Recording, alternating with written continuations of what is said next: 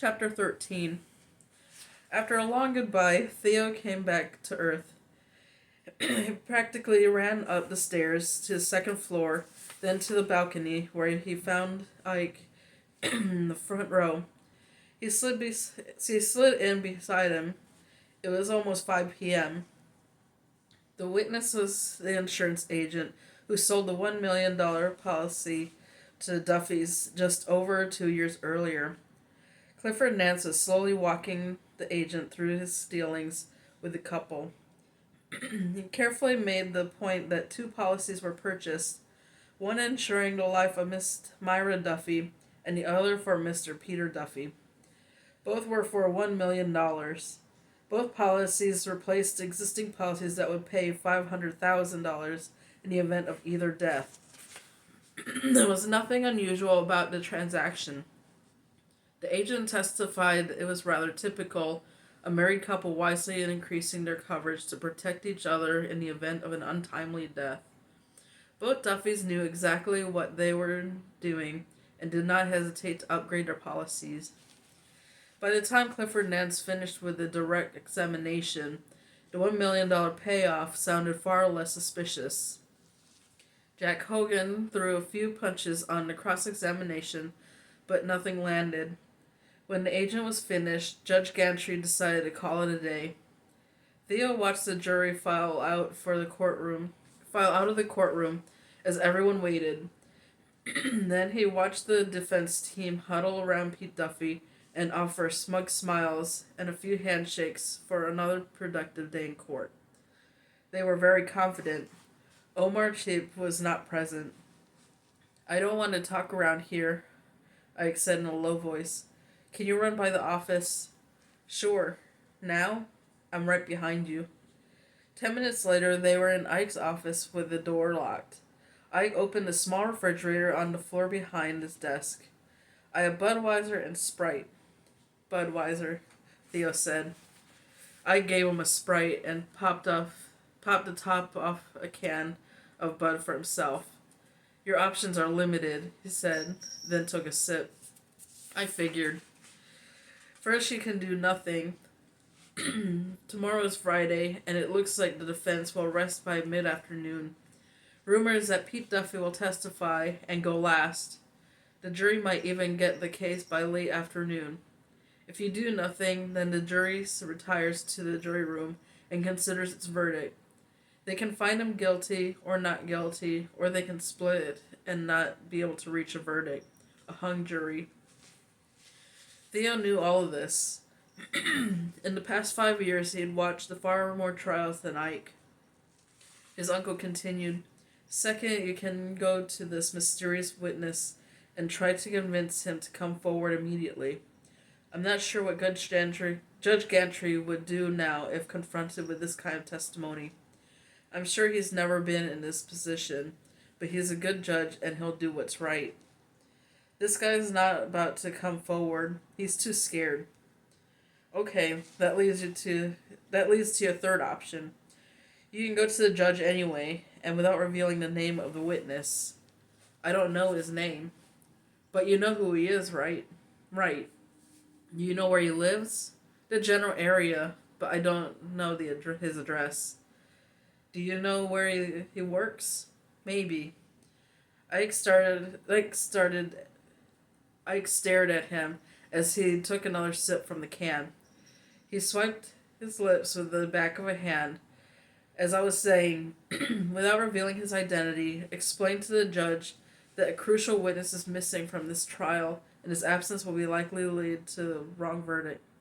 The judge, of course, will want details. Who is he? Where does he work? How did he become a witness? What exactly did he see? And so on.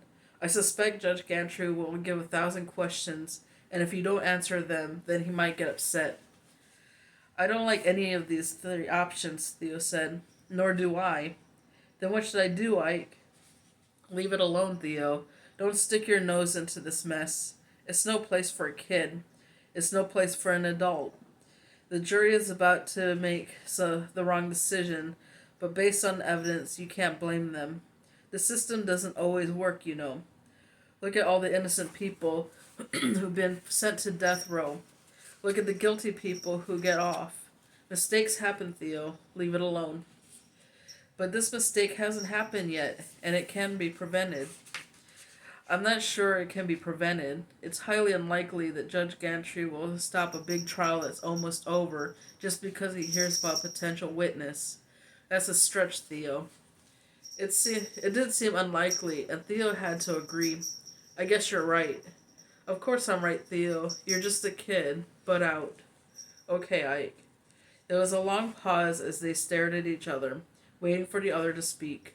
Finally, Ike said, "Promise me you won't do something stupid." "Like what?" "Like go to the judge. I know you two are buddies." Another pause. "Promise me, Theo." "I promise I won't do anything before I talk with you." "Fair enough." Theo jumped to his feet. "I need to go. I have a lot of homework." "How's Spanish?" "Great. I hear that teacher is really something. Madame, what's her name?" "Madame Monique. She's very good." "How do you know I keep up, Theo? I'm not some crazy recluse like everybody thinks. Are they offering Chinese yet in this school system?" "Maybe in the upper school. I think you should start Chinese on your own. It's the language of the future, Theo." Once again, he was irked that his uncle was so free to give advice that was not asked for and certainly not needed. "I'll think about it, Ike. Right now I'm pretty loaded." "I might watch the trial tomorrow," Ike said. "I kind of enjoyed it today. Text me." "You got it, Ike." Boone and Boone was quiet when Theo made his appearance a few minutes after 6 p.m. Elsa, Vince, and Dorothy were long gone. Miss Boone was at home, no doubt skimming the pages of another bad novel. Her book club would meet at 7 at the home of Miss Esther Guthridge for dinner and wine and a discussion of almost everything except their book of the month. The club had 10 women in all, and they took turns selecting the books. Theo could not remember the last one that his mother enjoyed, not even the ones he'd picked. Each month he would be heard complaining about whatever books he was supposed to be reading. It seemed an odd way to run a club, at least in Theo's opinion. Woods Boone was stuffing his briefcase when Theo entered the upstairs office. Theo often wondered why his father crammed files and books into his briefcase and hauled it home every night as if he just might work until midnight. He did not. He never worked at home, never touched the briefcase, which he always placed under the table in the foyer near the front door. And there it sat all night until Mr. Boone left early in the morning for breakfast and then to the office, where he unpacked the briefcase and flung its contents onto his terribly disorganized desk. Theo suspected that stuffing was always the same books, files, papers. He had noticed that lawyers seldom go anywhere without a briefcase, maybe to lunch. His mother hauled hers home too, but she occasionally unlatched it and read some of its contents. "A good day at school?" Miss Boone asked. "Great." "That's good. Listen, Theo. Your mother has book club tonight. I'm going over to Judge Plankmore's for a little while. The old guy is fading fast, and I need to sit with him for a couple hours. Won't be long before there's a funeral." "Sure, Dad. No problem." Judge Plankmore was at least 90 years old and dying from multiple causes. He was a legend in the Strattonburg legal world, and most of the lawyers adored him. "There's some leftover spaghetti you can zap in the microwave." "I'll be fine, Dad. Don't worry. I'll probably study here for an hour or so, then go home. I'll take care of Judge." "You're sure?" "No problem." Theo went to his office, unloaded his backpack, and was trying to concentrate on his chemistry homework when there was a slight knock on the back door. It was Julio, for the second day in a row. "Can we talk outside?" he said, very nervous. "Come on in," Theo said. "Everyone's gone. We can talk in here." "Are you sure?" "Yes. What's up?" Julio sat down. Theo closed the door. I talked with my cousin an hour ago. He's very nervous. There were policemen at the golf course today. He thinks you've told them about him. Come on, Julio. I haven't told anyone. I swear it. Then why were the police out there? I have no idea. Did they want to talk to your cousin? I don't think so. He disappeared when he saw the police car. Were the policemen wearing uniforms? I think so.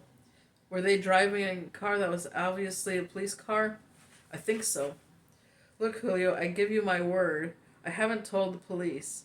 And if they wanted to talk to your cousin about the murder, they wouldn't be wearing uniforms, and they wouldn't be driving a car with the word police painted on the doors. No way. They would be detectives with coats and ties on unmarked cars. Are you sure? Yes, I'm sure. Okay. I guess your cousin gets pretty nervous when he sees policemen, right? Most illegals do. That's my point. Tell your cousin to relax.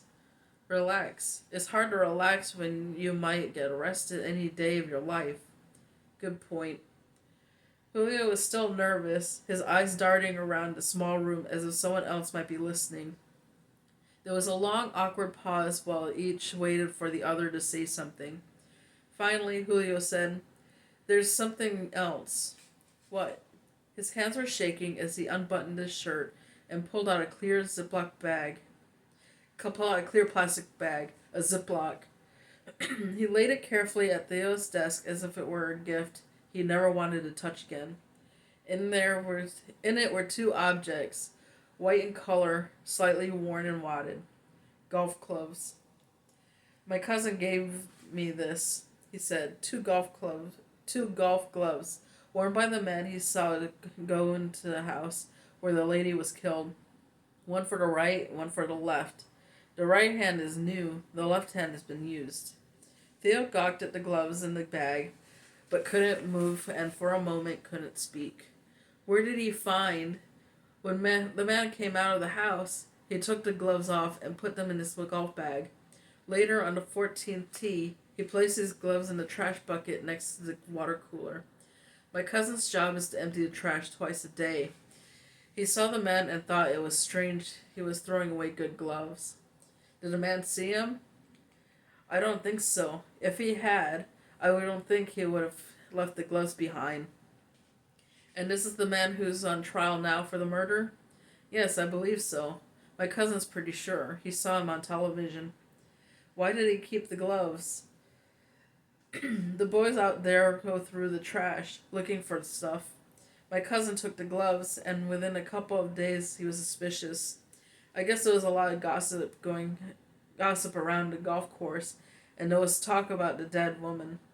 So my cousin hid the gloves. Now he's scared and thinks the police are watching him. If they find him with the gloves, who knows? He's afraid he might get in trouble. The police are not watching him. I'll tell him this. A long pause, then Theo nodded at the gloves, still afraid to touch anything. And what do we do with these? I'm not keeping them. That's what I was afraid of. You know what to do, right, Theo? I have no clue. Right now I'm wondering how I got in the middle of this mess. Can't you just drop them off at the police station? Theo bit his tongue, preventing a phrase or two that would certainly be taken as sarcastic or cruel or both. How could Julio be expected to understand the system? Sure, Julio. I'll just run by the police station, give the receptionist a Ziploc with two golf gloves, explain that they were worn by a nice man who's now on trial for killing his wife, and who in fact did kill his wife, because I, Theo Boone, know the truth, because I, for some reason, have talked to a key witness. No one else knows about it. And please, Miss Receptionist, take these to a detective down in homicide, but don't tell him where they came from. Poor Julio. No, that won't work, Julio. The police will ask too many questions, and your cousin will be in trouble. The best thing to do is to take these gloves with you, and I'll pretend I never saw them. No way, Theo. They don't belong to you. And with that, Julio jumped to his feet, grabbed the doorknob, and had one foot outside when he said over his shoulder, "And you promise not to tell Theo." Theo was behind him. Sure. You gave me your word. Sure. Julio disappeared into the darkness. And that's the end of chapter 13.